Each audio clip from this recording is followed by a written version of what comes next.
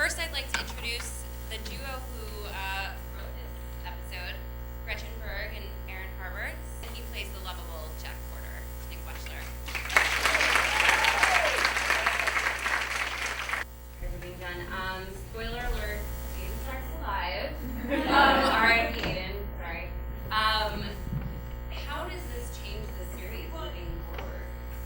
I think how it changes the series moving forward is exactly where Emily and Nolan had that conversation in that sound booth when she says, I don't know who Amanda Clarke is anymore. And I think that's really how it changes the series. She's got to start confronting who Amanda Clarke is, and that's really where season 4 is taking its engine. Curious, we watched them back, so, experiencing it in this sort of setting, there were a lot of laughs. When you watch it at home by yourself, I don't know if that happens. When you write it, are you expecting the reaction that you got tonight, the sort of scenes that can get the laughs in amidst all the drama? I feel like the best episodes of the show, and I don't know, Nick, as well. The thing that I love about our cast is they're able to play this material so straight and ground it in a way that is not campy, and yet those laughs still come, and the laughs usually come from character. When Gretchen and every writer is different on the show. You'll see little bits and pieces of every writer's voice in the show. Gretchen and I love to, add a little levity here and there. Our credits just, have been on the lighter side. So because we write for each other, we like to write things that will make each other laugh. And so, Gretchen's, Do Rotten Hell, Conrad, has been in that, yes, and that was a Henry ad. Again, all of that stuff just comes from character, and because the characters are so well drawn, and the audience is able to invest so much in those characters, of course you laugh when Conrad fixes his hair. Of course you laugh when Daniel is like, that guy attacked me completely unprovoked. And again, it was a great, character meld moment, because if you notice, Daniel, Josh, fixed his hair as well. Those two actors did not know they had done that. And it's amazing how father and son both choose to give themselves a little touch-up. Nick, is there anyone that you haven't gotten to work with more recently, or that you'd like to work with next season, since it is a larger ensemble cast? I really like Ewan McGregor. Coming on next year. I haven't gotten to work with Madeline that much. I think I've only had 3 or 4 scenes with her ever. And that'd be great. I mean, look, I didn't have many scenes with Henry either, and my heart's broken there. I also love to have more scenes with Emily that are significant to the Jack Emily kind of thing. I'm reminded, not even necessarily going and having it, too deep into the romance yet or anything, but just kind of reconnecting, reminding the audience, rewarding the people who've been following that part of the story. Don't tell him, but he's gonna get that. It's an embarrassment of riches too. I mean, our cast is phenomenal. I mean, you can throw anything at anyone, but as you notice in primetime television, as we take more commercial breaks and the amount of airtime gets smaller, it's harder and harder. We've got to cram more and more in, and that's where the problems come. Where you want to mix other characters up, but you don't have time for any superfluous scene work. I was actually curious. Is there stuff that comes up in the writers' room that feels too much sometimes, and you guys have to, and who does it? Who has it's to always sort of... Aaron. Yeah. Aaron's always the one who comes with the craziest ideas. One of the next to the last scenes is in a graveyard, and Emily's digging up Amanda's grave, and Victoria slinks up behind her, and Emily whacks her over the head with a shovel. And the initial impulse in the writers' room, because it was a finale, was, let's have Emily bury Victoria alive. and we were like, let's see how we can get ourselves out of that at the end of the year. And then, of course, some of us were like, that's nuts, well, that's crazy, that's going too far. Cut to, like, 2 days later, she's locked up in a psychiatric institute, like, fighting against her restraint. So, Actually, there was a pitch that would not die that Aaron kept pitching, which was when Emily's digging and she says, I know you're out there. Victoria would rappel out of the tree. And we knew that would never see the light of day, but the movie or our minds. Yeah, that's a good idea. that was one that was too much. That was too much. My favorite thing to play, my favorite, part of Jack, or where he's gone, was the end of season 2, just because he went so kind of, off his own path. But I think without him having been on the straight and narrow for so long, it wouldn't have been as much fun to play. So, you need both, but I think it's tough. I think with Jack, there's a lot of duty to sort of keep him clean because everyone else is so dirty. To muddy that, I think it sucks because I get why that would be troublesome for the audience and therefore maybe the show. But when we do it, it's my favorite shit. It's because it feels so much more human, Like there's some times when I think if this happened to me, I'd do this. But if it happens to Jack, he doesn't do shit. He can't do certain things, So it's like it's tough. It's tough. You want him to get his hands dirty, but obviously you don't want him to be a bad guy. You don't want him to be. You don't want to muddy it too much. Anyway. The show sort of set up for Jack and Emily really to be meant for each other. Now that Aiden's gone, are we moving in that direction, or is that something end of the series that you see them really finding each other? There's a lot of terrain to cover, and I think that's what's really exciting. Just the writers haven't even been back for 2 weeks yet, but we spent a lot of time clearly talking about all the characters. But certainly, what would, especially with David coming back as well, what this means for all of our characters, and with Emily and Jack. And really, there's only one other character on the show that knows the relationship that was David and Amanda's from when she was a child, and that's Jack Porter.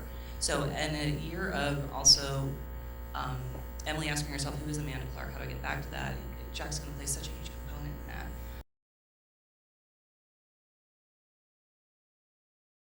in that.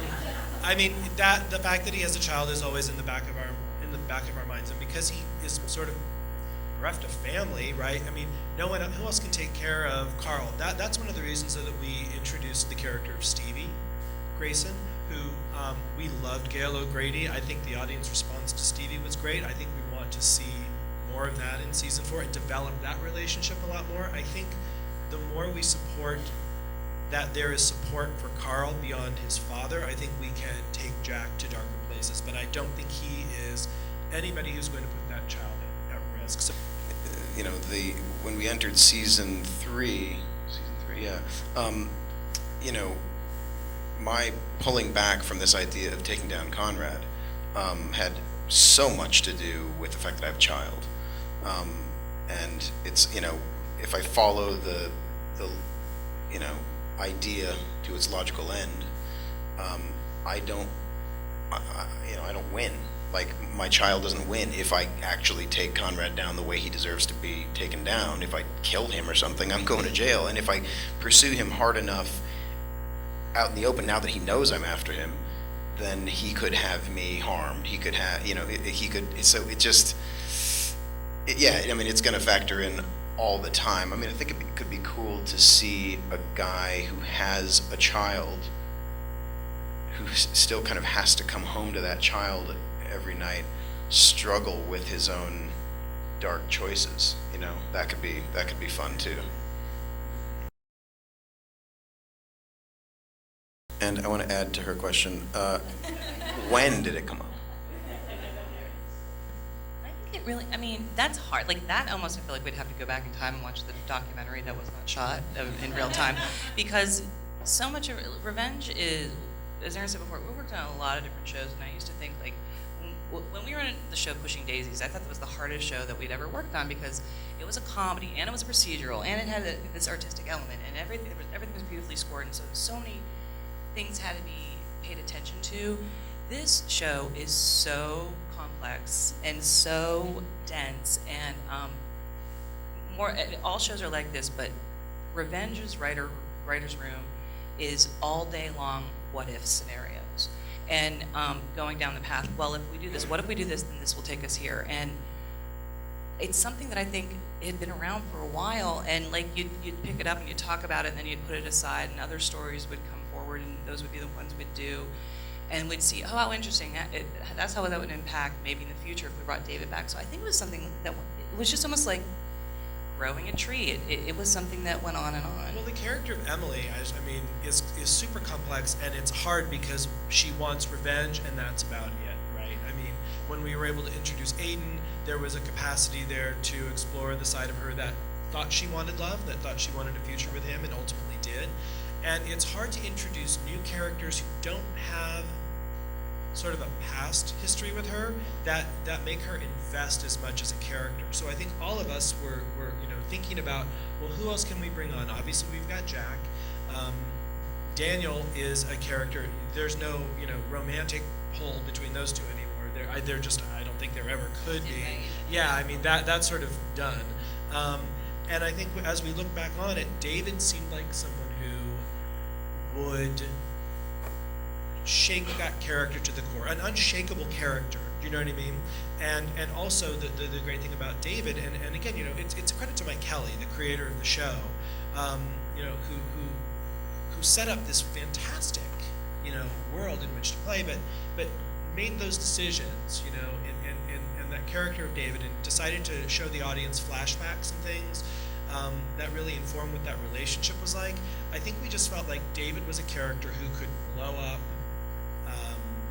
a lot of Emily's world.